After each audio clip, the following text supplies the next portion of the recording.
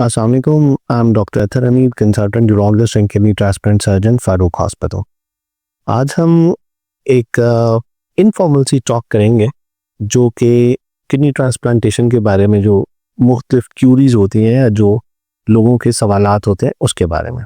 सबसे पहला क्वेश्चन होता है कि किडनी ट्रांसप्लांट के लिए कौन एलिजिबल है, किसका किडनी ट्रांसप्लांट किया जा सकता है। दो तरह के पेशेंट होते हैं, एक लोकल और एक इंटरनेशनल।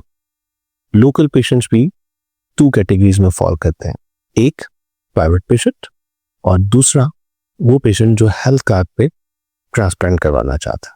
और इंटरनेशनल पेशेंट वो होता है जो किसी दूसरे मुल्क से पाकिस्तान आकर ट्रांसप्लांट करवाना चाहता है, मगर वो अपने मुल्क से डोनर और ट्रांसप्लांट की इजाज़त लेकर through the embassy, Pakistan embassy की अप्रूवल लेकर इंटरव्यू करवाकर और फिर पाकिस्तान आता है to a certain recognized hospital and a transplant surgical team जो वहाँ पे रजिस्टर्ड होती है एम्बेसी में और उस हॉस्पिटल में या पी होटा के साथ, और फिर वो हमारे पास आते हैं और फिर वो ट्रांसप्लांट होता है। एक और सवाल होता है कि जी किस एज में ट्रांसप्लांट करवाया जाता है। ये कोई स्टैंडर्ड एज लिमिट नहीं होती ट्रांसप्लांट करवाने की, किसी का भी ट्रांसप्लांट किया जा सकता है। नॉर्मली हम जो करते हैं वो एडल्ट ट्रांसप्लांट्स करते हैं कॉमनली, और उसमें हर मुल्क के और हर गवर्नमेंट और हॉस्पिटल पॉलिसी के हिसाब से एक एज लिमिट डिफाइन की जाती है।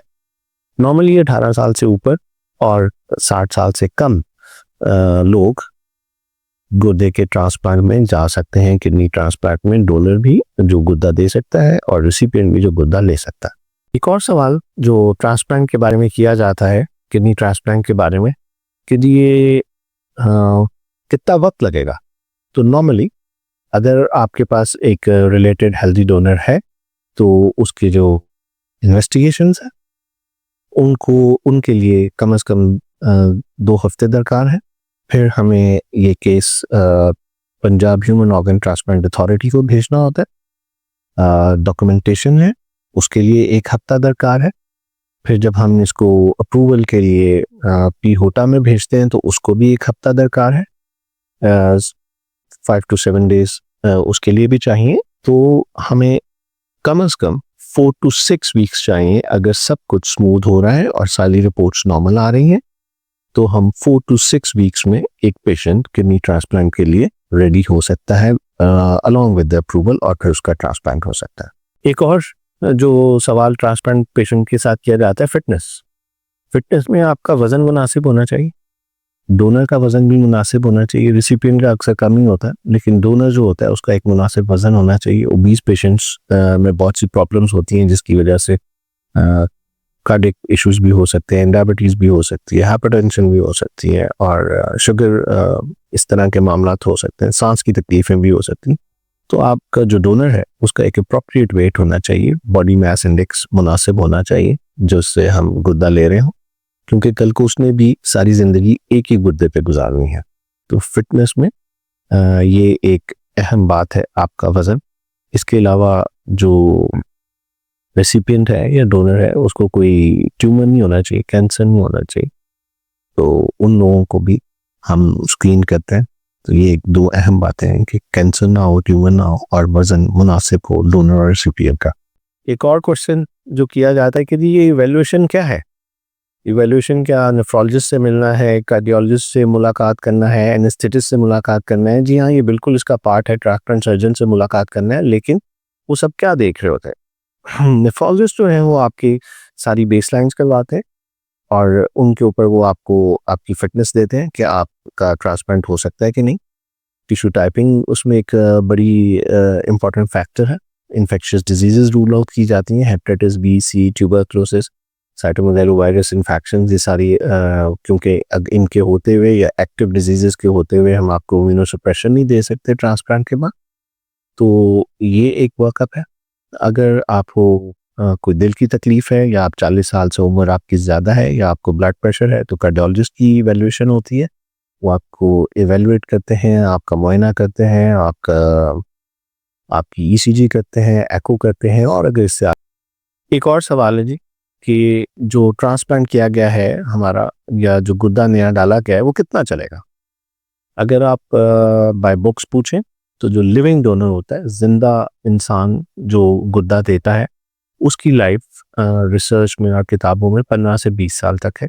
और जो डिसीज डोनर होता है, जैसे ब्रेन डेथ के पेशेंट्स होते हैं या डोनर बैंक से जो गुर्दा लिया जाता है, उसकी लाइफ 12 से 15 साल तक है, मगर इससे ज़्यादा भी चलते हैं। उसकी वजह अगर आप अच्छी एहतियात करें, रेगुलर एंटी रिजेक्शन थेरेपी लें और अपनी डिजीज़ जो कोमॉर्बिड डिजीज़ है, शुगर, ब्लड प्रेशर या कोई और बीमारी, उसको कंट्रोल रखें और हेल्दी लाइफस्टाइल अडॉप्ट करें, तो इससे ज़्यादा भी लोगों के ट्रांसप्लांट काम करते रहे हैं। एक और सवाल है जी कि जो ट्रांसप्लांट किया गया है हमारा, या जो गुर्दा नया डाला गया है, वो एक और अहम सवाल जो ट्रांसप्लांट पेशेंट करते हैं कि जी ट्रांसप्लांट के रिस्क क्या है। देखिए, अगर प्रॉपर पेशेंट सिलेक्शन है और अगर प्रॉपर वर्कअप हुआ है, तो उसके बाद जो कॉमन है कॉम्प्लिकेशन या जो कॉमन रिस्क है, वो तो होता है रिजेक्शन का, कि गुर्दा रिजेक्ट हो गया, वो चला ही नहीं, बॉडी ने उसे एक्सेप्ट ही नहीं किया। It's a very serious risk और अ कॉम्प्लिकेशन जो कि हमेशा होता है। इसके अलावा जो है वो कॉमन जो है वो इन्फेक्शंस है, जिसमें यूटीआई, यूरिनरी ट्रैक्ट इन्फेक्शन बहुत कॉमन है, और सीएमवी इन्फेक्शन, जिसको ट्रीट किया जाता है एंटीबायोटिक्स के साथ। तो ट्रांसप्लांट पेशेंट में ये एक कॉमन प्रॉब्लम्स हैं जो हमें या हमारे मरीजों को फेस करनी पड़ती हैं।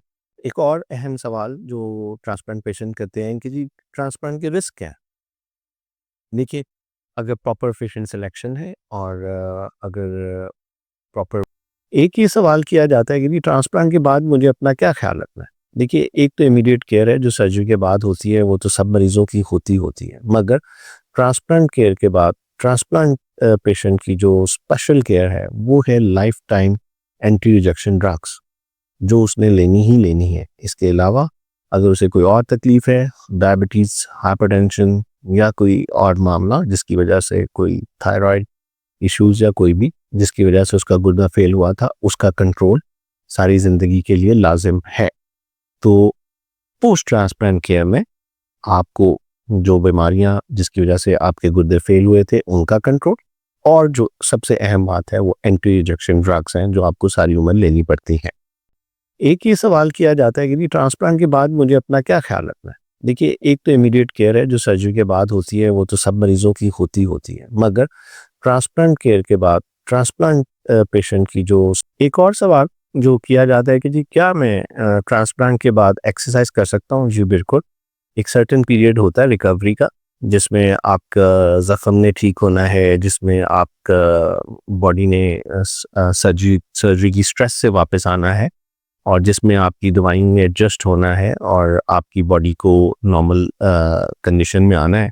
उसके बाद क्लोज टू द नॉर्मल, उसके बाद आप regular mild to moderate exercise जो आपकी सेहत और आपकी अद्वियात के साथ आपको इजाज़त देती है, वो आप कर सकते हैं।